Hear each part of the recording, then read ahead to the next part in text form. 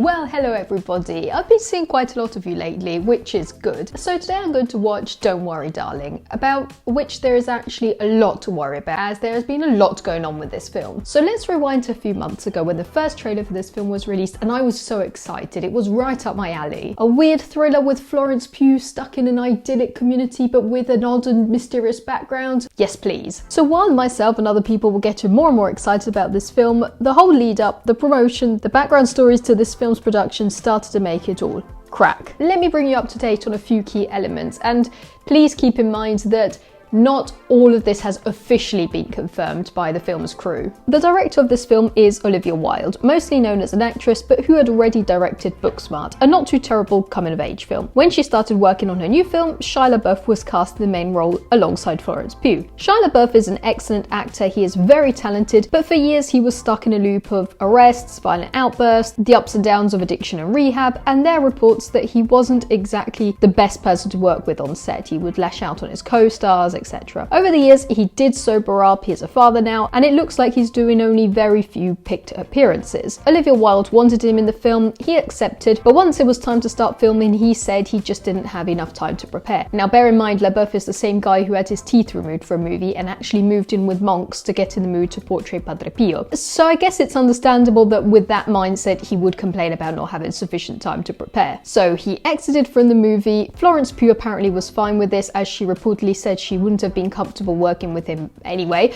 and Olivia Wilde managed to get Harry Styles in his place. So it was a win-win for everybody. Now, editor's note here, apparently Olivia Wilde wanted Harry Styles after seeing him in his great performance in Dunkirk. Now, I think it's just very convenient to have Harry Styles on the poster of your film at the moment with this worldwide success he is having. If you really wanted to look for somebody with an incredible talent from Dunkirk, why not film Whitehead? Anyway, so Shia LaBeouf left the movie, Florence Pugh was satisfied, and everyone was happy. Time to film.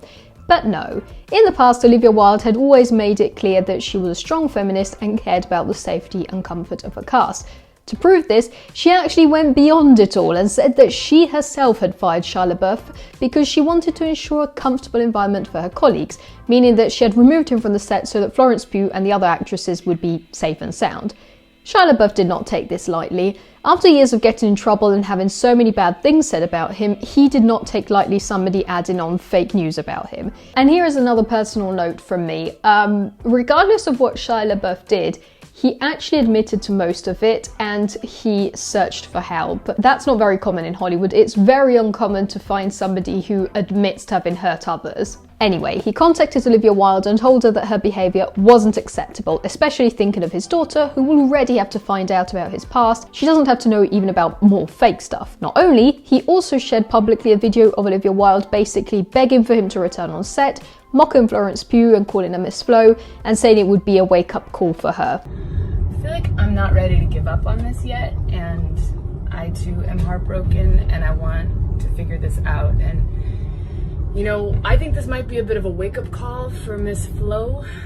So whatever the truth is, this shows just how awkward everything must have been on set, especially because at some point in all of this, Olivia Wilde and Harry Styles started dating. A little later, the press tour begun and it was an absolute nightmare. Every single crew member was behaving as they didn't want to have anything to do with one another, and even less to do with the film. Florence Pugh, who is the lead actress, and who usually posts a lot on social media, barely posted anything about this film. She actually shared information about Oppenheimer, another film with her, but which will be released in a year's time. She refused to do any press tours and basically just was present at the Venice Film Festival premiere. And the Venice Film Festival was peak awkwardness. Enter Spitgate. Basically, there is a video of the premiere of the movie where it really looks like Harry Styles spat on co-star Chris Pine, much to his and Olivia Wilde's anger. And then they did some of the most awkward interviews where Harry Styles described the movie like this. You know, my favorite thing about the movie is like it feels like a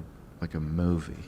It feels like a real, like, you know, go to the theatre film movie. And Chris Pine basically just zoned out. In my personal opinion, I think they all know it's an absolute shit show at this point, and the only way to save the film and get people to go watching it is by just playing along with it, or even adding on more drama. Harry Styles isn't stupid enough to think that nobody would have seen what he was doing. He's had cameras pointed at him for a great deal of his life, so he knew people would have seen that, and he even then joked about it at one of his concerts. Trust me, a lot of people are going to watch this film just because of the whole curiosity that came from this drama, and now it's my time to go and watch it. So let's go.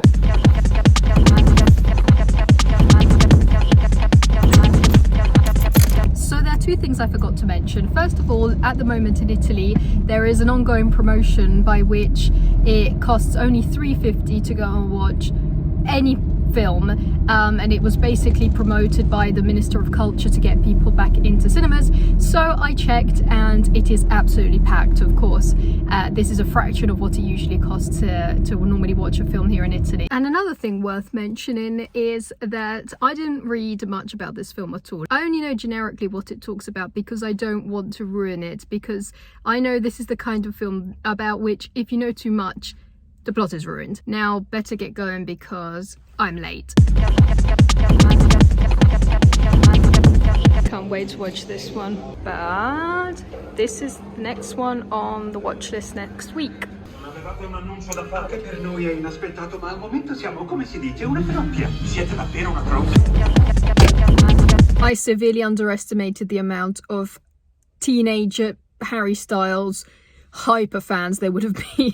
So I am back, and I must say I thought my reaction to this film would have been something along the lines of how the food review guy would have put it. My disappointment is immeasurable, and my day is ruined. But I was surprised, and we'll get to that in a moment, just after I warn you that the Harry Styles fans are out there. I was in a room in which I was probably the only person over the age of 16, and they were all screaming, cheering whenever he was on screen. They were booing, the whole thing. My patience was tested, and if you really want to enjoy this in complete silence, you might want to pick an inconvenient time to go watch it. That being said, time to talk about the movie, and don't worry, there won't be any spoilers. So the trailer basically shows the premise to the movie, this idyllic community in which this perfect family lives.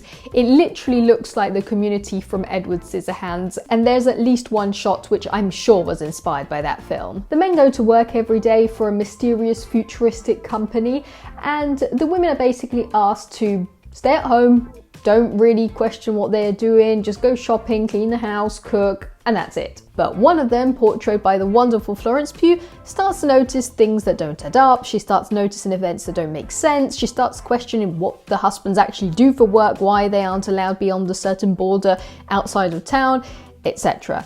Of course, any questioning is shushed by the other wives, who instead seem to be enjoying this very fancy lifestyle, and our protagonist gets more and more paranoid. Her husband is portrayed by Harry Styles, who of course loves her, but who is also trying to keep up a certain appearance to his boss and his colleagues. It's a competitive and also highly desired work environment. So most of the plot revolves around Florence Pugh and her interactions with the various characters, in particular her husband, portrayed by Harry Styles.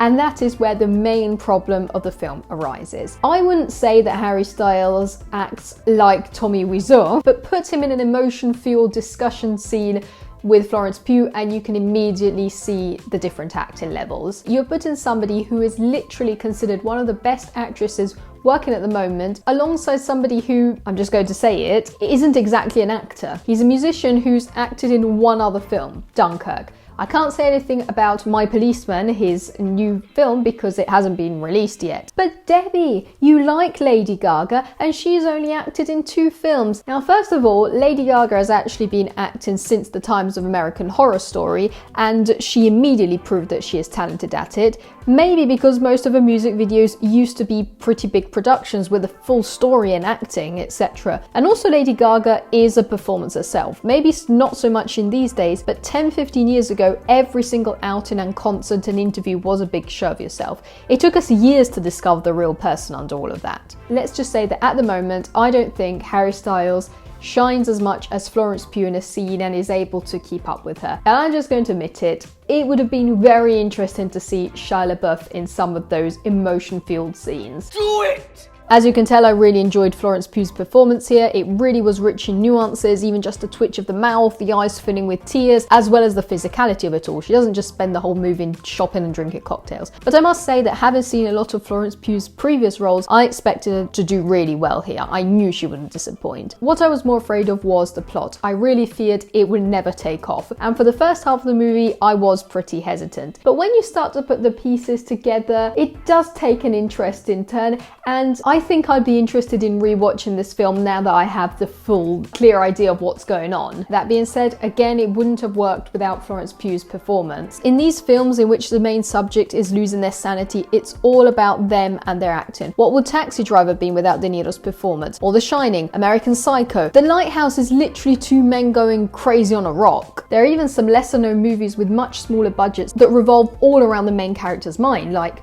Take Shelter, which prove how the acting can make a film or not. So I'm positively surprised by how the film was developed, but still acknowledging it probably wouldn't have been the same without the acting on behalf of Florence Pugh and Chris Pine. He was also great, as well as the cinematography of Matthew Libatic, whose works include many great films, of which there are also many that include people suffering by the pressures of society or they're losing their sanity, like Black Swan, Requiem for a Dream, Mother, and even A Star is Born. I'm very curious to see his work on The Whale, which is one of the new films I can't wait to watch. I'm looking forward to. I've read of some people saying, oh, by 20 minutes into Don't Worry Darling, everybody already understood what the plot twist was. No. I guess we're all expecting something bigger and darker, but that's because that's what we knew, that's what we've been sold, that's what the trailer and the poster and everything says about this film. There were some moments which were very cheesy, and the creators knew what younger audiences want to see. There is sex, there is a lot of it in a very exaggerated manner.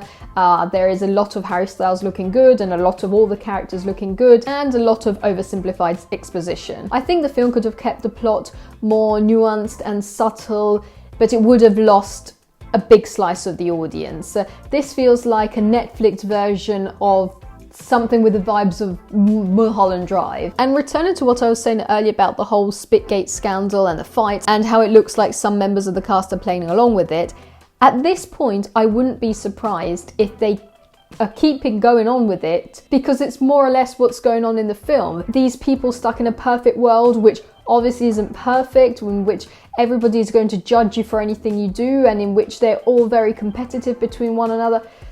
I really don't know at this point. I am pleased I got to see this film at the cinema, because the sound effects were absolutely incredible to hear in a theatre room. The eerie noises going through the protagonist's mind, the nearly inaudible humming of certain songs, the sudden drop from thumping music to complete silence, it was great to hear in a cinema room. At this point, I'm very curious to hear what you think about this movie, so let me know with a comment down below.